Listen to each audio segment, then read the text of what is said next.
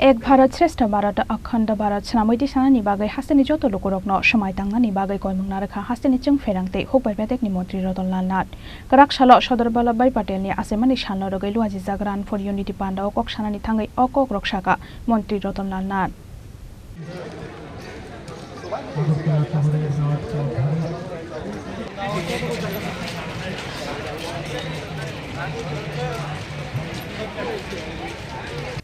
1875 BC 31 October Shalmari wano Achaimani Sardar Vallabhbhai Patel bo ongkha yokmung manjak hakotorni puila Home Minister bini Achaimani Salno rogai bisibrungno naharjago dalbidal wazimung abo haikeno Khorang Hasteni Youth Affairs te Sports Berekni Shaktharmung bai Rajakhara Aguli ni Laharo Khlaijakha Sardar Vallabhbhai Patelni Achaimani Salno rogai Run for Unity Panda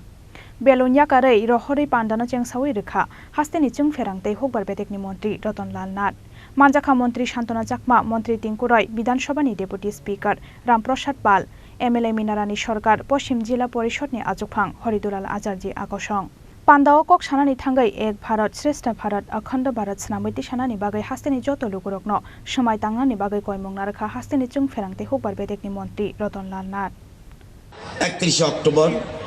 এইটাকে শুনেছেন আপনারা সর্দার বল্লভভাই প্যাটেলের জন্মবার্ষিকী সারা দেশব্যাপী পালিত হচ্ছে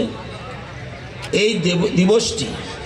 রাষ্ট্রীয় একতা দিবস নামেও পরিচিত এবং 2014 সালে প্রথমবারের মতো এই দিনটি উদযাপিত হয়েছিল কারণ ভারতবর্ষের জন্য সর্দার বল্লভভাই প্যাটেলের অসাধারণ কাজগুলি যেন স্মরণ করে ভারতের লৌহমানব এর প্রতি শ্রদ্ধা জানানোর লক্ষ্যে এটা পালিত হয়েছিল এই দিনে বেশ কিছু ইভেন্টের আয়োজন করা হয় যেমন রান ফর ইউনিটি ভারতীয়দের মধ্যে জাতীয় অখণ্ডতা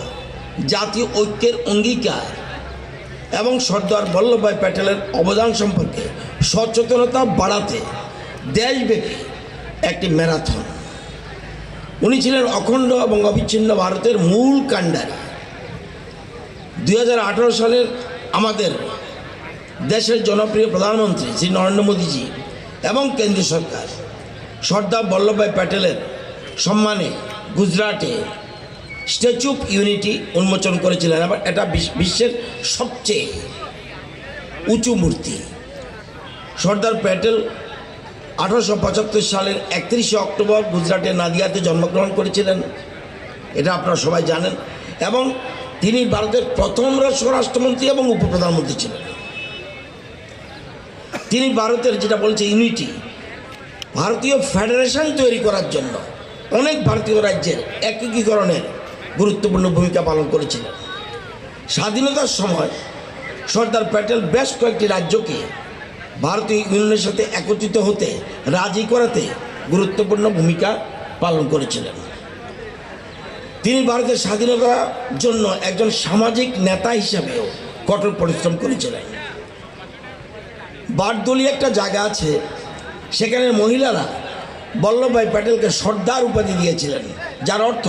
প্রধান বা নেতা ভারতকে একত্রিত করতে এবং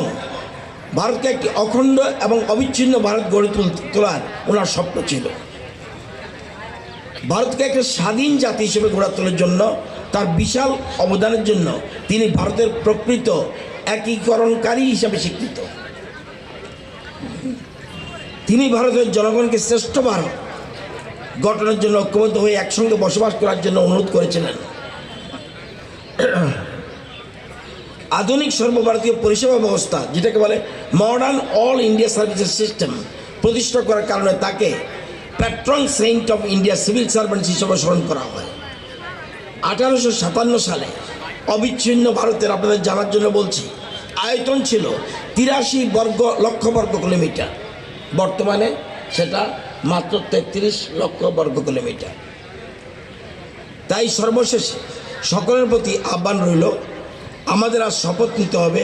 আমরা যেন এক ভারত আমাদের ক্রীড়ামন্ত্রী বলেছেন আমরা যেন এক ভারত শ্রেষ্ঠ ভারত এবং অখণ্ড ভারত গড়ে তুলতে সবাই যেন ঐক্যবদ্ধ হই সবাইকে অনেক অনেক ধন্যবাদ যত্ন বেলায় বেলায় হাম্বাই